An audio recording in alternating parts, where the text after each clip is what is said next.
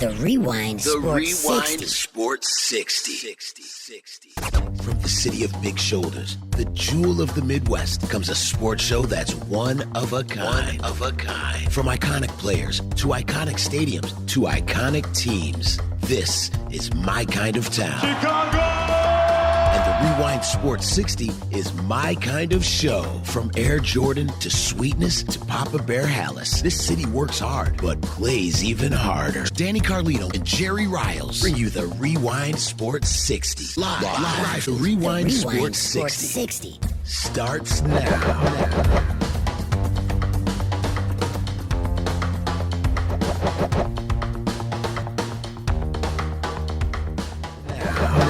It's showtime, ladies and gentlemen. Welcome to another edition of the Rewind Sports 60.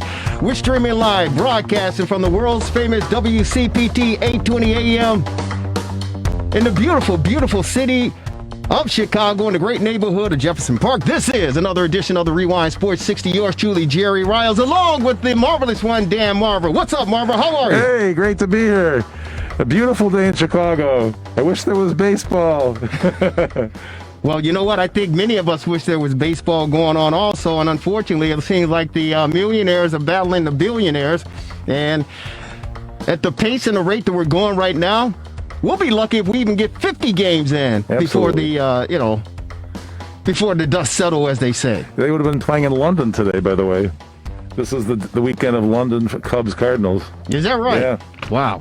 Well, they're not playing in London. At least the Cubs and the Cardinals aren't playing in London, that's for sure. Folks, it's the fastest hour in sports conversation. If you want to join us, our number is 773-763-WCPT, 773-763-9278. Anything in the world of sports you guys want to talk about, your girls want to talk about, we're right here for you. But, of course, there's so much going on around the world. This is the 20th day of protesting taking place across the country since the unfortunate, tragic murder of George Floyd back, was it Labor Day? Memorial Day. Memorial Day. What am I talking about? Memorial Day. It's Memorial Day. I always get those two mixed up, but there's a lot of labor going on Memorial Day. But at any rate, 20 days since the protest, and I guess it was the verdict that came down that the officer was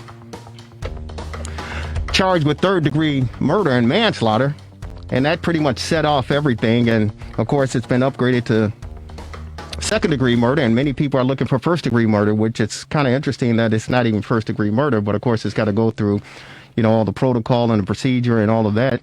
And here locally in the Chicagoland area, the big news this past week was 13 cops found lounging in Congressman Bobby Rush's office over there on the South Side. Said that they were tired, they're fatigued, they had enough, the looting had stopped. They were tired, dead beat, laid out, sprawled out. Hey, listen, I hadn't eaten in 24 hours. I needed to get something to eat. I needed to get some coffee. Congressman Bobby Rush had some coffee in there. I took care of that, helped myself to that. I had some popcorn. I went on over there and munched up. Then I took a snooze. I was there for about 4 or 5 hours. What harm was there? The looting had stopped. Unbelievable. What'd you think of that, Marvelous? Well, I mean, it's... There's so much other stuff going on. It sort of fell into a gap for me, but it's craziness everywhere going on. Yeah, it is crazy. If they wanted food, they should have just done like everybody else and smashed a few windows. Yeah, well, supposedly, I mean, we don't want to make light of that either, but supposedly they said they had food and that was taken as well. Oh yeah, by the way, they said Congressman Bobby Rush had permission. The spokesperson, there was a representative for his office, and said, "Hey, go on over there. They looted our office. We don't want any more destruction. Go on over there. Make yourself at home." And my buddy, I'm not going to call him out, but we were going back and forth, texting and emailing today. And he said, "Come on, Jerry. These guys were tired. It's okay. They didn't do anything wrong. What do you expect them to do? They were hungry. They were tired. They weren't sleeping. They weren't lounging around." I go, wait, didn't you see the guy? Didn't you see the police officer? He was marvelous. He looked like me on a Saturday afternoon after watching the Ohio State Buckeyes beat the hell out of Michigan Wolverines. And I'm just saying, I'm exhausted. I'm sprawled out on my couch. That's how this police officer looked. My buddy goes, no, Jerry, you didn't see that. I go, wait a minute. I saw the guy. He's laid out. No. He was just resting. He wasn't lounging around. I'm going, come on now. Come on now. There were two the commanders and lieutenants. What are these guys doing? Yeah. Well, I mean, the mayor says that at least 3 of them had white shirts, which means they had leadership roles. Yeah. And they're just having a good time. They're on their cell phones. By the way, if you want to get on your cell phone, check us out streaming live on Facebook Live. It's the RewindSports60.com, the Rewind Sports 60, or of course, WCPT 820 AM. But these cops were sitting on they're on their phones. They're on their cell phones. They're playing, what is it, the games that they play nowadays? I was going to say Donkey Kong, but I don't even know if they're playing Donkey Kong now. They were making popcorn at Candy least. Crush. They were playing Candy Crush. That's what they were doing. Eating popcorn, playing Candy Crush. They're drinking the coffee, having a good time. Looters, rioters. And I told my family, we're watching this stuff. I'm going to call them out and say, hey, they lied. They lied. They're all lying. And the FOP, the guy, the president of FOP, I invited him on the show. Supposedly, he didn't want to come on because he didn't want retaliation from the mayor's office, Mayor Lori Lightfoot. John Canizaro. Yeah, Canizaro. I say, hey, come on the show. I want to talk about it. Let's discuss this thing because he blatantly lied, in my opinion. Mm-hmm. He said that Bobby Rush, he brought up stuff from like 3, 4, 5 years ago. Bobby Rush, he hates white cops. He's a former Black Panther. We know that. He's full of crap. We'll use some more colorful language. I go, wait. I go, wait a minute. Hang on here. Wait a minute, buddy. Hang on. I know your job and your position is to protect the police officers. I get it. That's your job. You're part of the union. Well, wait a minute. Hang on. What does this have to do with these guys lounging around for 4 or 5 hours in Congressman Bobby Rush's office after looting's going on and continuously going on over there on the South Side? What is his affiliation or former affiliation or any affiliation regarding the Black Panthers have to do with the fact that 13 cops, 3 of them in supervisory roles, just chilling, like they say, as villains. And they're just saying, hey, and he goes, the looting was done. Hello, hang on here. They were there for 4 or 5 hours. He said the looting ended hours ago. What is he talking about? Like we don't live in this city, and we let me tell you something. I got to give credit to the fine folks at WGN Channel 9, Micah Matera. They did a fantastic job covering all of this stuff. Mm-hmm. Cheryl Burton over there at ABC Channel 7, they're on top of this coverage. The looting, they had the choppers out there, everything. This is going on all night. And so for this guy, the president of the FOP, he's calling us liars because we didn't see what we saw. He said that the rioting ended over there on the South Side early in the day. There was nothing going on. Are you kidding? That was the problem. Well, but here's, and I don't mean to cut you off, but I do. Here's the big issue. Yeah. After his peers had a chance to see it, other commanders, the new police chief, and other police officers, when they denounced it, when they said that this is deplorable, when they said that this is terrible, they're talking about their peers.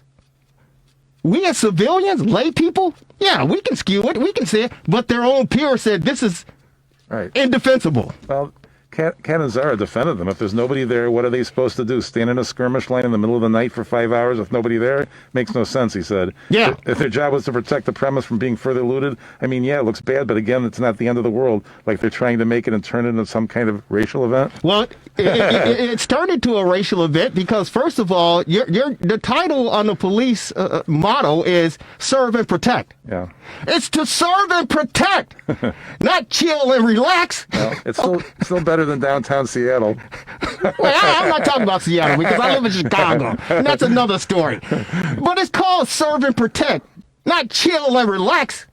And you're making a big issue out of it. Of course you're making a big issue out of it because you had 13 representatives of the Chicago Police Department for 4 to 5 hours. It's on videotape, just relaxing, eating popcorn, and drinking coffee while people are out there looting.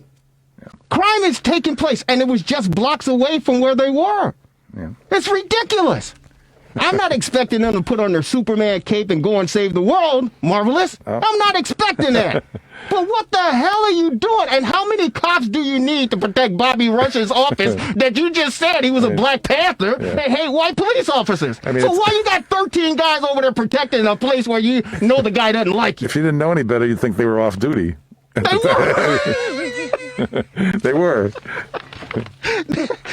Well, commend Lori Lightfoot. You know what? Let me tell you something. It shouldn't be a race issue. It shouldn't be a political issue. It's a human issue. It's a human issue. There shouldn't be any hate going on or anything of that nature. There should be peace and love. And I'm not being tongue-in-cheek with that. I'm being really serious. Yeah. There needs to be love and peace and compassion for one another. Mm-hmm. And the old saying goes, a good Lord, Jesus Christ said, hey, love one another and treat people the way you want to be treated. That's all. Listen, I've been hit upside the head before. I didn't like it, but I've never hit anybody upside the head. I don't want people attacking me or you or Devin or anybody. And I don't want anyone else to get attacked. But if the law-abiding citizens of this great city of Chicago, and I continue to say it's great because it allowed me a lot of opportunities and allowed me a lot of things to do compared to maybe other places in the world that I wouldn't have the opportunity to experience. But do we need a lot of work? There is no question about it. We need a lot of work. And it starts at home. Marvelous. It starts at home. Amen. That's all I can say. Absolutely.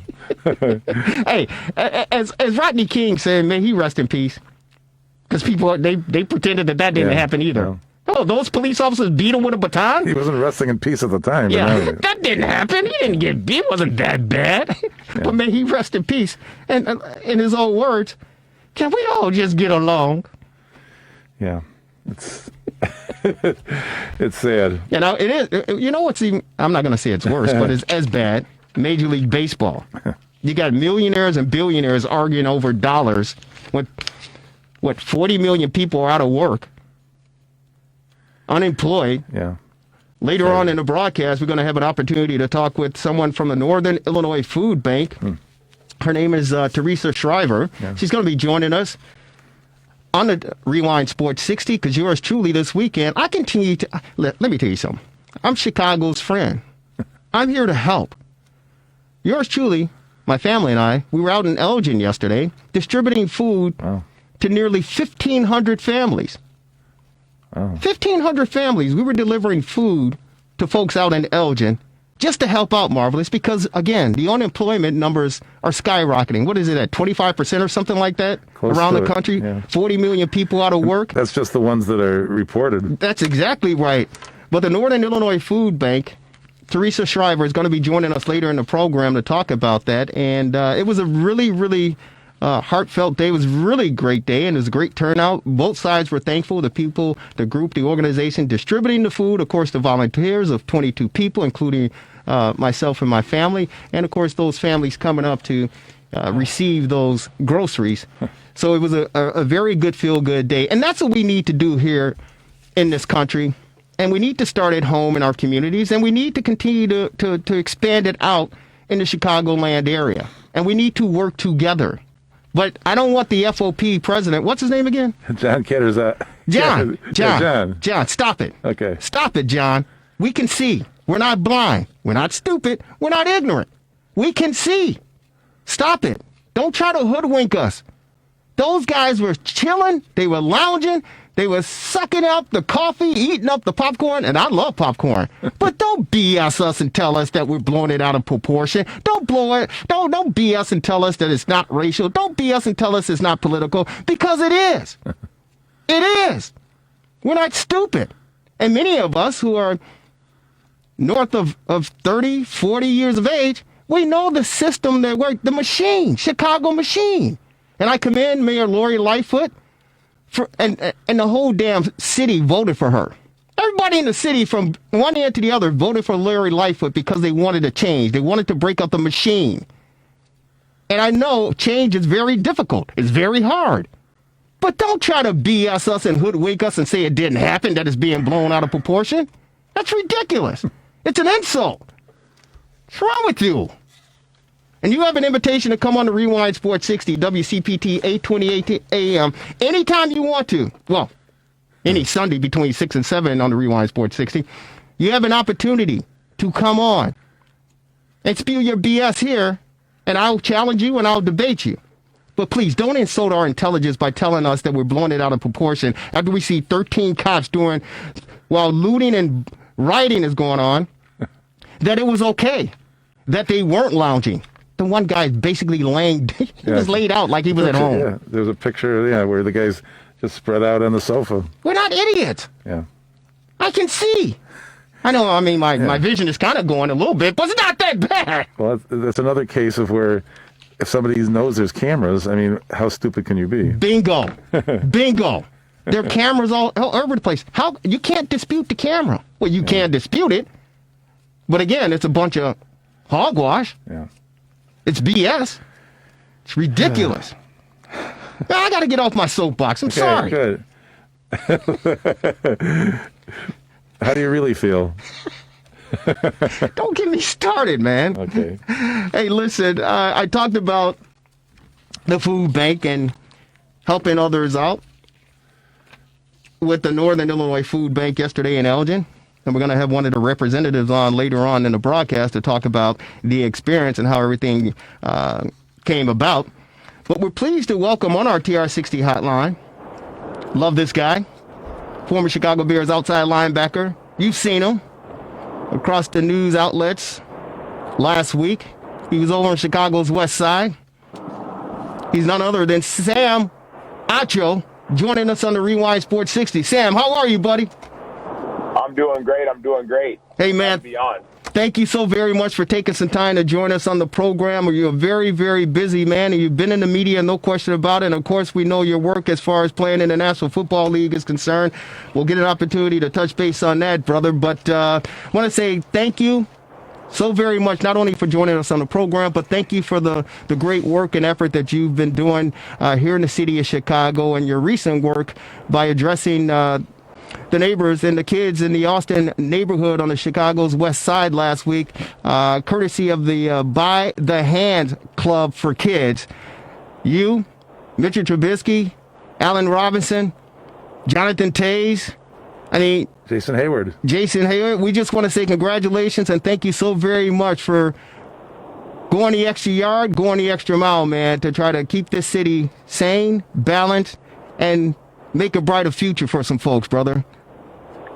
Yeah, well, this is only the beginning. I think we went out, the 10 of us, me, Mitch, A-Rob, Taves, Malcolm Subban from the Blackhawks, Jason Kipnis as well from the Cubs, Hayward from the Cubs, Brian Artudiacono from the Bulls, Max Strus from the Bulls, Tyler Lancaster, and Austin Carr, who both went to Northwestern, who both play in the NFL. The 10 of us got together, and we didn't invite any media, right? So we just went, we wanted to serve. And so I say that to say this is only the beginning. That was the first step. We were back out in the community again last week as well.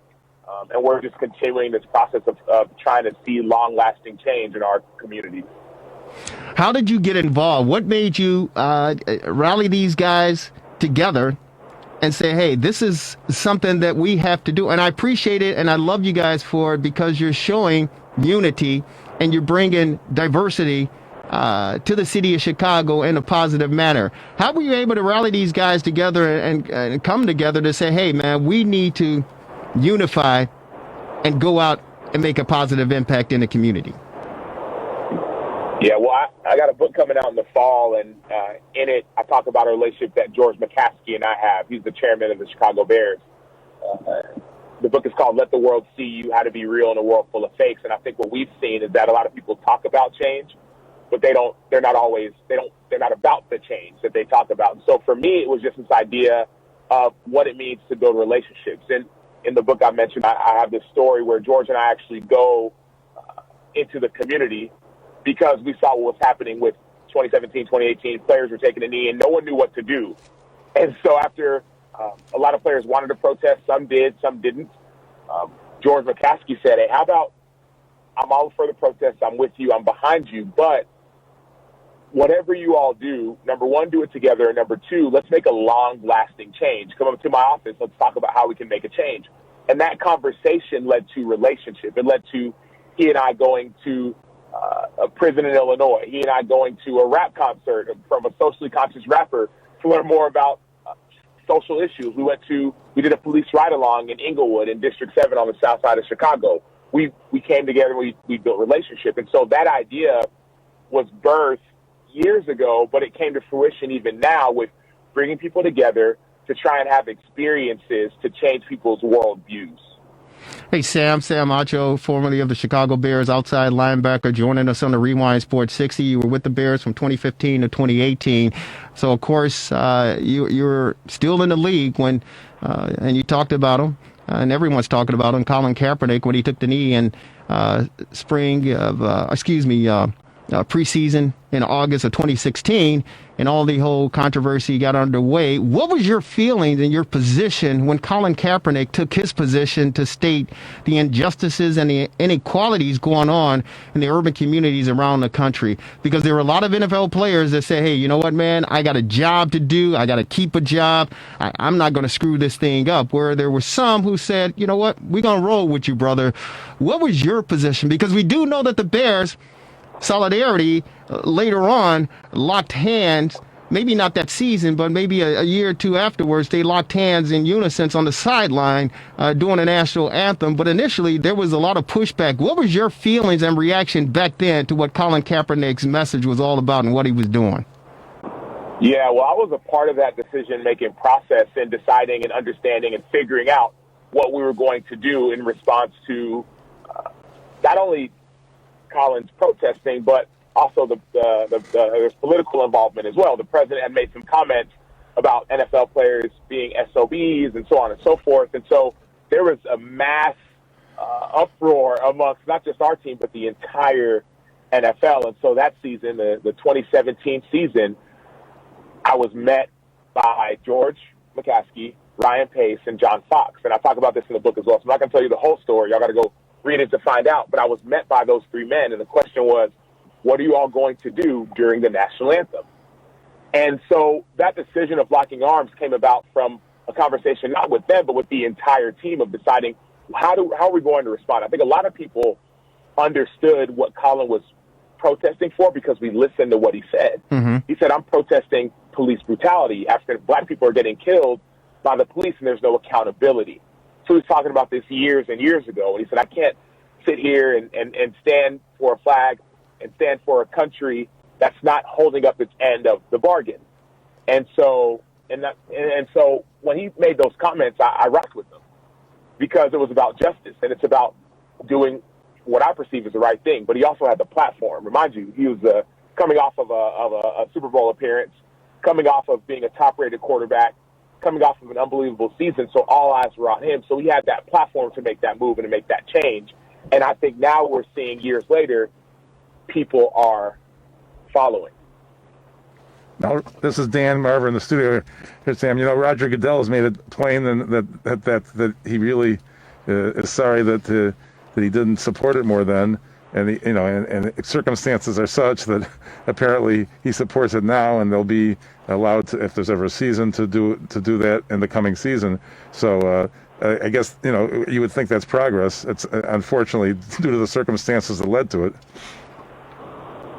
Yeah, it's progress, and what I'm excited about is the action that follows progress. I'm excited about the movement that follows the words. Roger Goodell made a statement saying that yes, there is systemic oppression in the NFL. Systemic racism does exist in society. Let's admit that. Yes, black lives do indeed matter. They are indeed important. And so when I hear those comments, I get excited because I think that action will follow. When I say I think, I've seen the NFL make a statement saying we're going to commit $250 million over the next 10 years to go towards social justice causes. Money is great, and I'm all excited about that, but there's more that needs to be done. What needs to be done as well is action. We need our time. Players and the league need to be invested in the long-term benefit and care of our communities. Every community, every city that has an NFL team needs to see that investment, not just of a check, but also of your time and your platform saying, hey, these are the issues. Everyone go out and vote. Number one. Number two, let's train our leaders on what explicit and implicit bias is and how to be more diverse in their bubbles. Let's do this training. And then lastly, let's try and use our platforms, our positions of leadership, not only to do change, but to entice others to make change as well. Our partners, our fans, everyone needs to be a part of this movement. We're on with Sam Acho, former Bear, outside linebacker, joining us on the Rewind Sports 60. Here's I know we all want encouragement. We hope that this leads to something, beneficial, positive. and in the right direction. That's the whole reason for movement, for change. But here's the kind of scary thing for me, Sam. And yeah, money's fantastic, and it's a great gesture for the commissioner Roger Goodell to come out and say, hey, that the NFL, we were wrong. And then for the NFL to say, hey, we're going to contribute $250 million over the next 10 years, to fight this battle. The unfortunate thing for me is the fact that none of the owners, and correct me if I'm wrong, but I haven't heard any owner publicly come out and apologize and say, hey, we were wrong and Colin Kaepernick was right and we're going to change our ways. I understand the $250 million gesture is good, but just think about this. One man, one owner in the National Basketball Association, Chicago Bulls all-time great, NBA all-time great, the greatest of all time, Michael Jordan, he committed $100 million.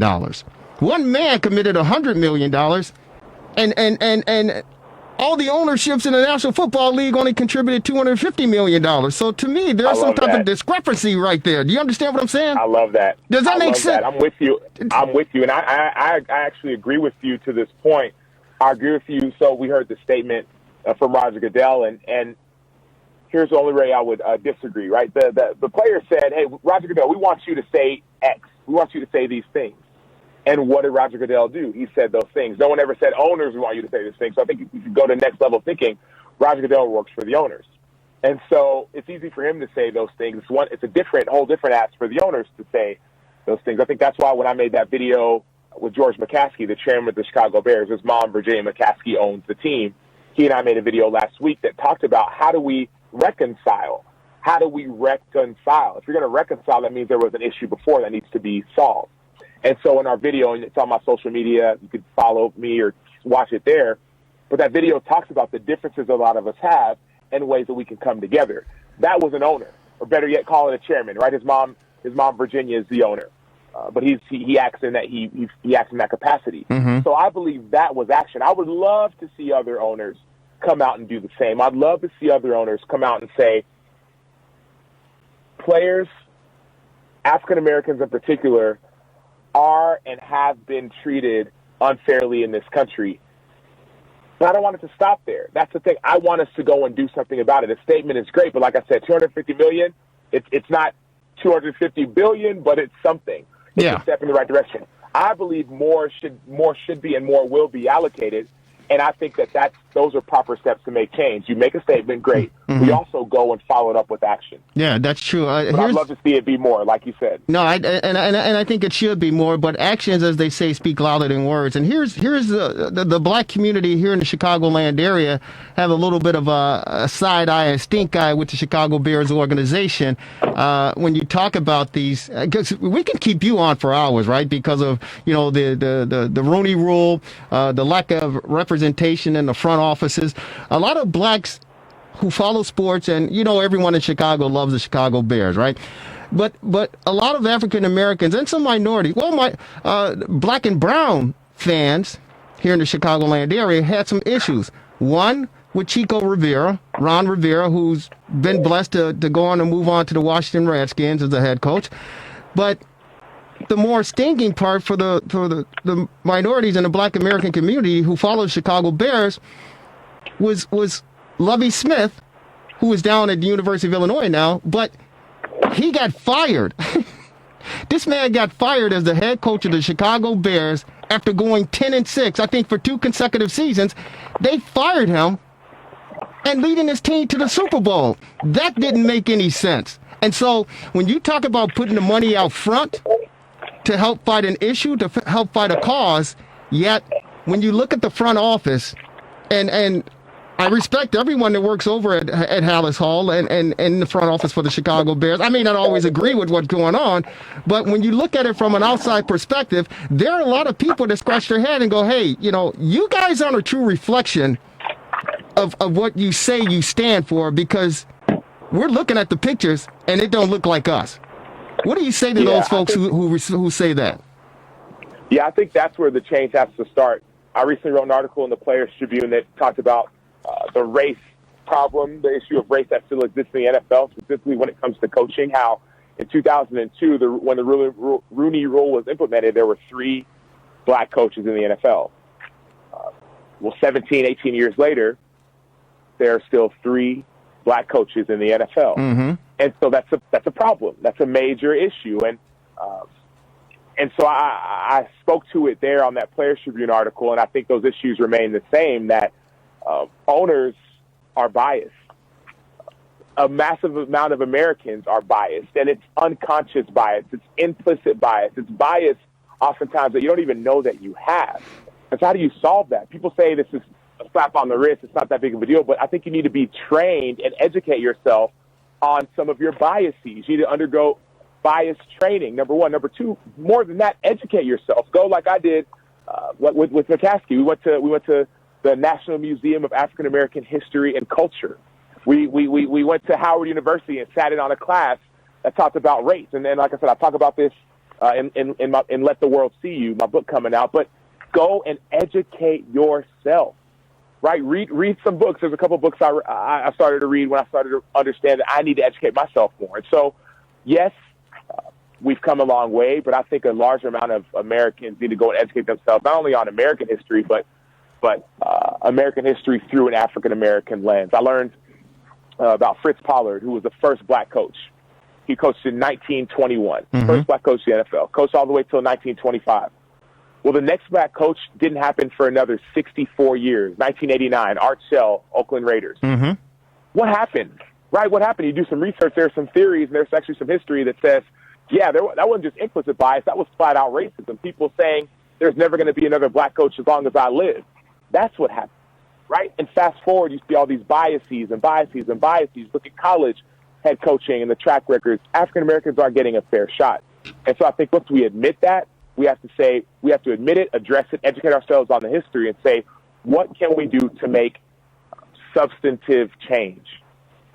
It's a $1 million question, no pun intended, with all the money that's being exchanged, but it's a very important question, and it's a very difficult question because, I have people, friends, associates in all walks of life, and I was talking with just my family members who work for corporate America, and the hiring practices indicates that, okay, you find the best candidate, to meet your company's needs.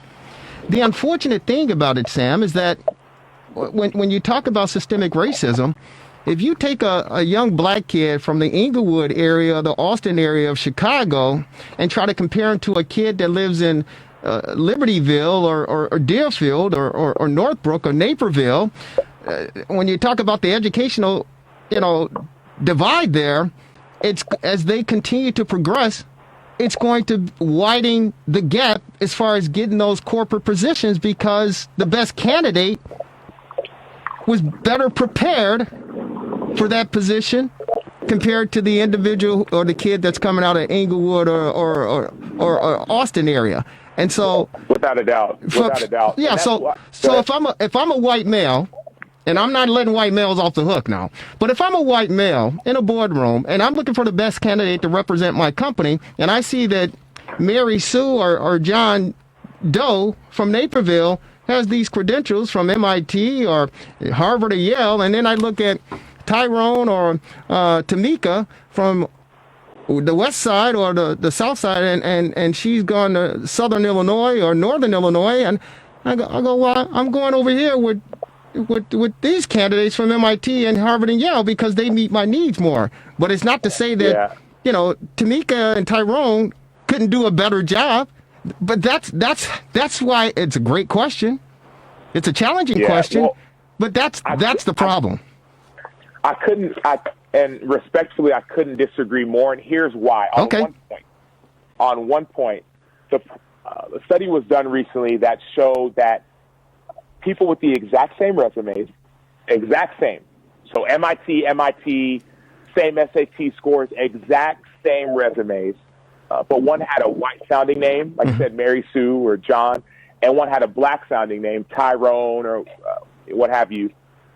People with the white-sounding names got called back twice as often Sure. as the person with the black sounding name. Sure. So I disagree with you because that had nothing to do with their education or their upbringing. The resumes were exactly the same. The only difference in this study done by a university was the name.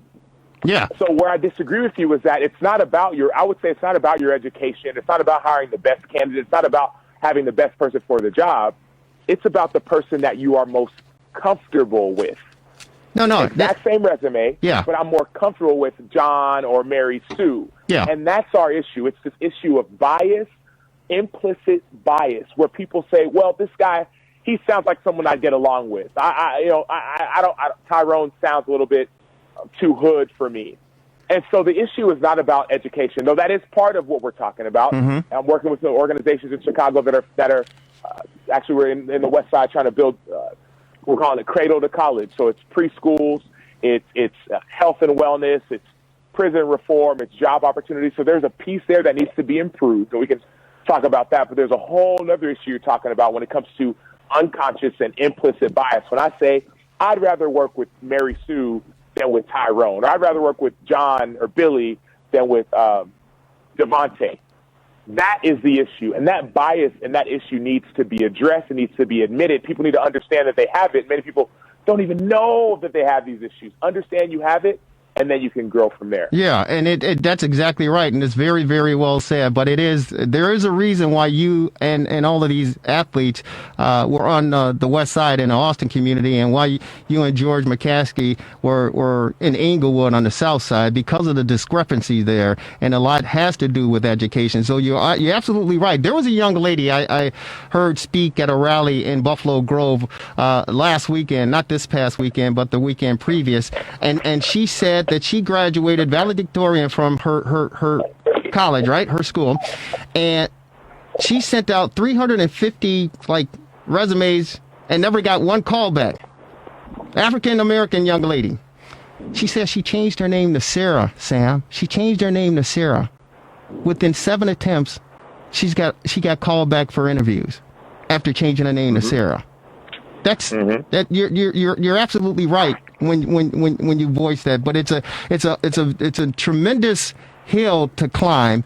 But I think, like you, having the wisdom and the foresight to go up to the top boss, so to speak, George McCaskey with the Chicago Bears organization, say we need to do this, and for him to agree and partner with you and actually go out there and put some action behind his words, that shows and says volumes.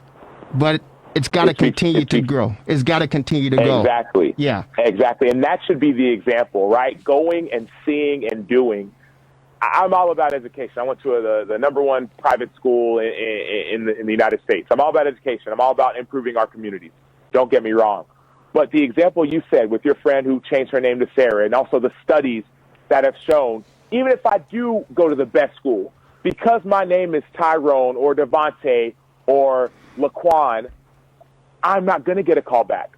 So it's not either or, it's both and. We have to walk down this road together. These things it's like oxen that are equally yoked. They're hand in hand.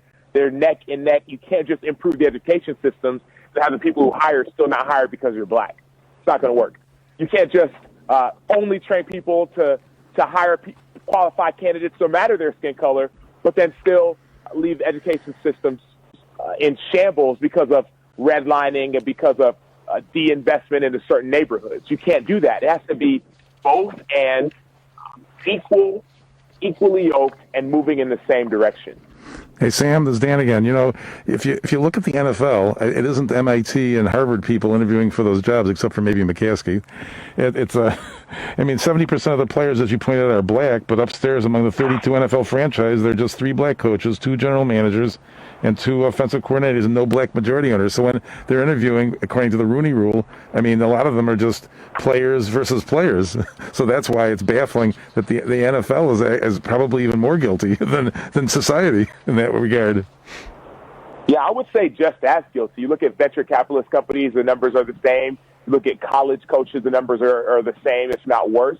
This is an American problem. It's not just an NFL problem. This is an American problem. Slavery started 400 years ago. that lasted for about 200, 250 years. Fast forward, Jim Crow laws lasted for about 150 years.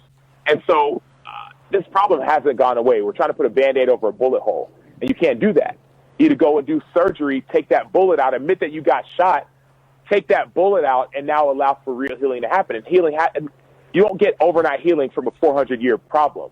It doesn't work like that. It doesn't work in a tweet or in a week. It's going to take years and years and years of commitment. And I think people need to be and are ready to be committed. That's why I'm excited. I'm overjoyed. People are ready to be committed. People are excited. White people are ready to commit. Black people have been saying, please come commit.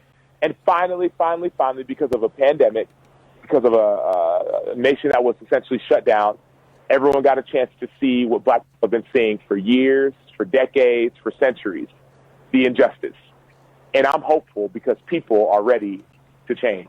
Yeah, I'm happy too, and we can continue to talk with you, and we love the conversation, and hopefully it won't be the last. But before we let you go, got to ask you about one of your peers, man. He last week, as you heard, and everyone across the world heard, pretty much, he's put his foot in his mouth.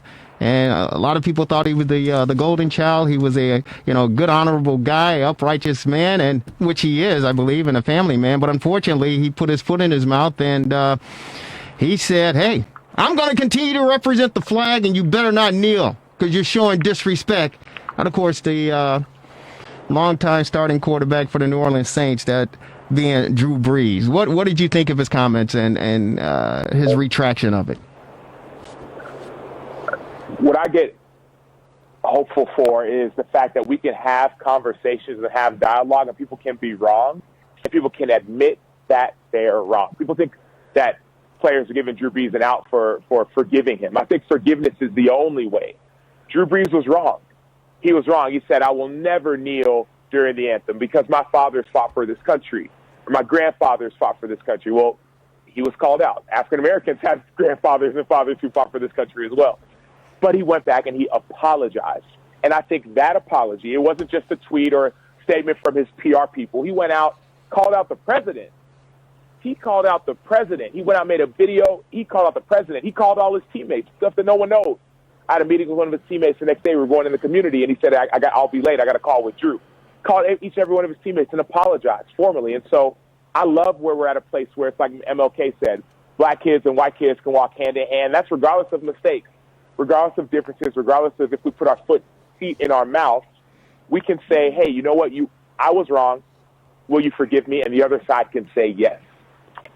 I love it. And I hope that more of us around the country, black, white, green, red, orange, yellow, purple, whatever the color may be that you represent and you stand for, I hope that we all can come together and just unite and work for a common good and work for peace, man. Hey, thank you so very much for taking time on this Sunday, your precious time. We really appreciate it, and keep up the great work you're doing in the community, man. And if you need any help, you need any support, we're right here for you. The Rewind Sports 60 on WCPT 820 AM. And I'm a board member on the Monster Education Foundation, here in the Chicagoland area. And we do exactly what you guys are doing as well. But we try to take it to the highest level by providing scholarships for these young kids coming out of the Inglewood and the Austin community, man. So we might be reaching out for some support from you guys as well. But I say that to say thank you again for helping the next generation of leaders, not only here in the city of Chicago, but hopefully around the country and around the world, Sam Acho. Thank you. Without a doubt. Yeah, I look forward to partnering. Thank you so much. And like I said, there's some stories just like you heard, if not more. Let the world see you. How to Be Real in a World Full of Fakes. You can find it on Amazon, and I look forward to you guys reading it and hearing about how we can make this change in our country. Well, we're going to have you back once your book is ready to be, put out there on the market, man. We certainly want you back. And hopefully with all this pandemic and everything, it's past us, our new normal, maybe we can get you in the studio, okay? Awesome. You're the best, brother. Keep up the good work. God bless you, and thanks for taking time. Thanks. Sam Acho joining us, former Chicago Bear outside linebacker, joining us on the Rewind Sports 60. It is the fastest hour in sports conversation. Yours truly, Jerry Riles, along with the marvelous one, Dan Marver, here in studio. We got to say that Quentin Demps, the 17th letter of the alphabet, Q, is on assignment, along with Lauren Cox. They have the day off, so they'll be with us next week. There's no question about it. Gabe Salgado is still rehabbing from a knee surgery that he had about a week or so ago, so it'll be a couple more weeks before he's back up with his TRS60 scoreboard updates. And we want to say we're going commercial free, but Marvelous, do you have a quick read for a couple of our sponsors? Sure. Ciaranello's and, of course, the Liquor Barn. Sure. This portion of the Rewind Sports 60 is brought to you by the Liquor Barn, located in Wheeling and Niles. Stop by 287 East Dundee Road in Wheeling or 8170 Golf Road in Niles for all your wine and spirits needs. The Liquor Barn is located in Wheeling and Niles. Tell Marcel and Tom in Wheeling that the Rewind Sports 60 told you to stop in and say hello. And, Well, hang on, Beef. Okay, good. You got the other one, Okay, buddy. thank you, Marvelous. Before we go on, we got to say Ciaranello's. We want to say thank those guys. Chef Michael Bonner, they're doing a fantastic job over at Ciaranello's in Wheeling, 601 North Milwaukee Avenue. They do have their outside dining patio area open now for dining, so give them a call.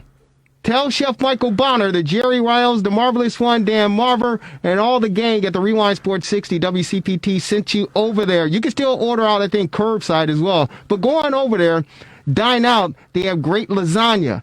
The hamburgers, man. Remember Fred Flintstone when you get those big, whatever, those big old rhinoceros burgers or whatever? Those big old, they got them that size over there. It's unbelievable. Everything is fine. They even have a menu for the vegan. So if you have someone that's vegan or vegetarian in your family, Ciaranello's in Wheeling, that's the place to be. They'll definitely take care of you. And we're talking about food.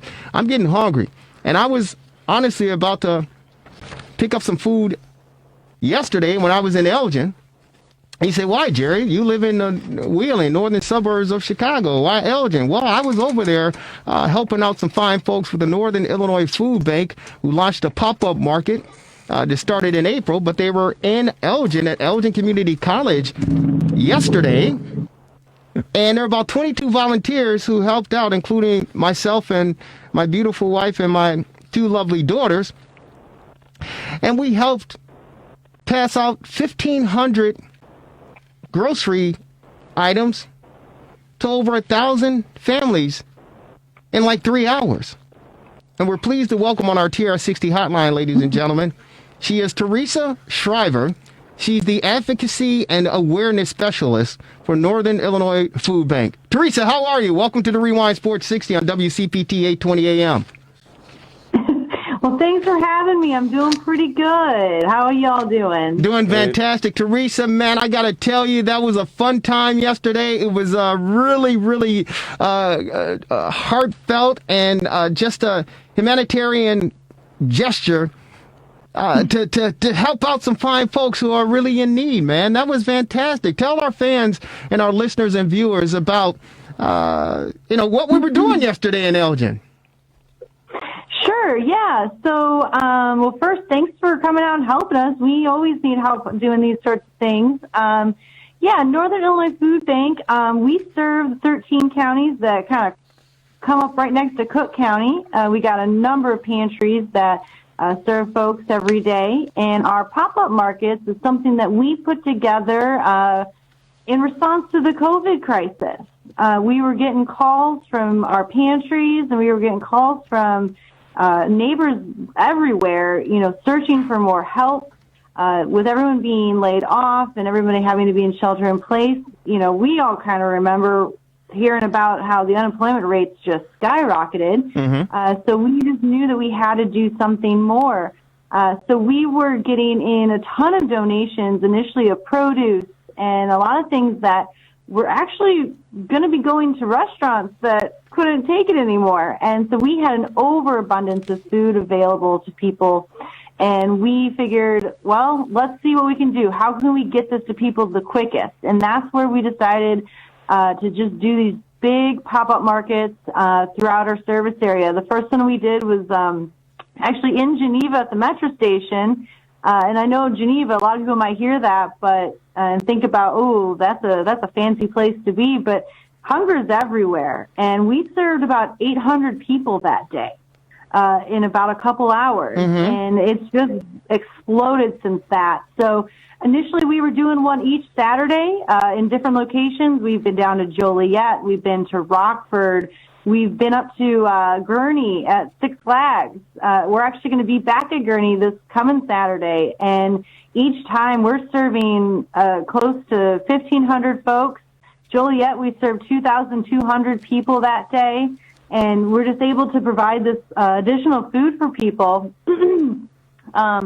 The way that it works is we literally drop the food off. We've got our semi-trucks full of product, and we put them down there. We got boxes full of produce and meat and everything like that. And people can come and they drive through. They don't ever have to get out of their car. There's no worries about any sort of contact with anybody. They drive in. They tell us, are they picking up for one household, two? A lot of people will tell us they're coming to pick up for themselves, but also their elderly neighbor. And so they go through and they pop their trunk, and our volunteers place those boxes of food in their trunks for them, and then they're off on their way. So it's just a really great way to get out there and help folks and get this great food that we're getting donated to us into our communities. Great job. Congratulations on all that good work, Teresa. So I see in your bio, did you go to Monmouth College? I did go to Monmouth College. Yeah, it's like Ohio State and Michigan, Jerry. Take it easy. My daughter went to Knox, so you wouldn't understand that. But you guys. I come from a split family too. Okay. I got some family that go to Knox, so I know that. So Teresa, thank you so very much. Now you said the next time you're going to be out is in Gurnee. Yeah, so next Saturday we're going to actually be at Great America in Gurnee. So we're going to have our trucks there in the parking lot, and you can come and pick up food there. And we also are working with one of our pantries, Faith Movers Church down in University Park. So you can go to north or south next Saturday to get some food from us. And if anyone's interested to learn where we're going to be next, they can visit our website. It's solvehungertoday.org.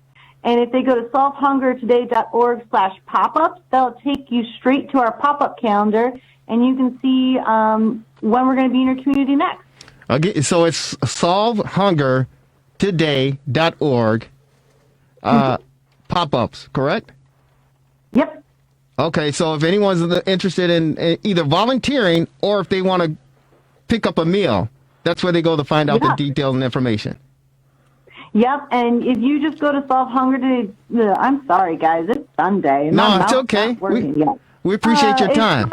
Yeah.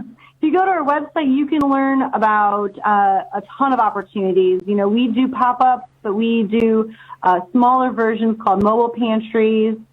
We have a lot of opportunities for folks to get involved and help us serve our neighbors. But also, if you need any extra help, always come and check out our website. You can find your nearest pantry, and we can help however you need help. Sounds good. Thank you so very much, Teresa. I got to say, Megan did a great job helping us get things together. She was out there along. Were you out there? I don't know. No, I was actually. So we had the one in Elgin, and we had one in Glendale Heights yesterday. So I was at the one in Glendale Heights. Okay. But Chris and everyone out there did a fantastic job, and it was great. I don't remember the pastor from the local church there, Hispanic gentleman, but he was on his FaceTime or whatever he was telling. He had 621 followers on his live feed telling people to come out to pick up, these grocery items, and before you know it, the parking lot was backed up. The police had to cut off, the flow coming in because people were coming from all directions in the Elgin area.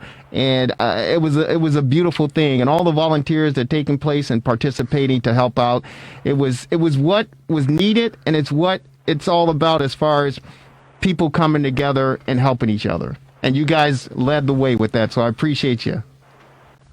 Oh, well, I appreciate you letting us know that, and I appreciate that you were able to come. And, I think there's a lot of crazy stuff going on in this world, and I'm blessed to be able to see just some of the best of humanity in what I do every day. Teresa, we're there to help our neighbors. That's what we do. there you go. Can keep up the great work. Keep helping out. Teresa Schryver on our TRS60 hotline with the Northern Illinois Food Bank, Advocacy and Awareness Specialist. Thank you so very much. God bless you, and hopefully we'll get a chance to see you on Saturday. Take care of yourself. Thank you. Thank you so much, everyone. Take care. Take care. Dan, Marvelous Marver, Yeah. yours truly, Jerry Riles. It's the fastest hour in sports conversation. We got to say goodbye. If you miss any portion of it, check out Facebook, YouTube, Periscope, and Twitter. Take care. Stay safe.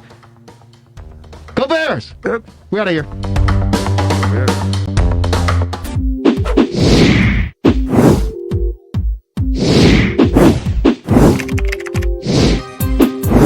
The Rewind Sports60.com.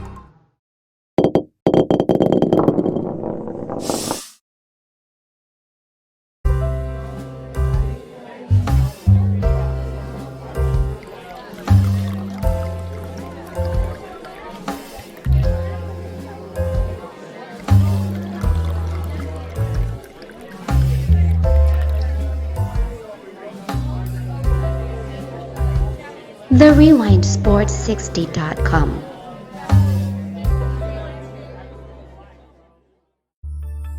Relax. Reset. Rejuvenate. Go to our link right now to restart your life. The Rewind Sports60.com. What are you waiting for? Hope to see you soon. The Rewind Sports 60.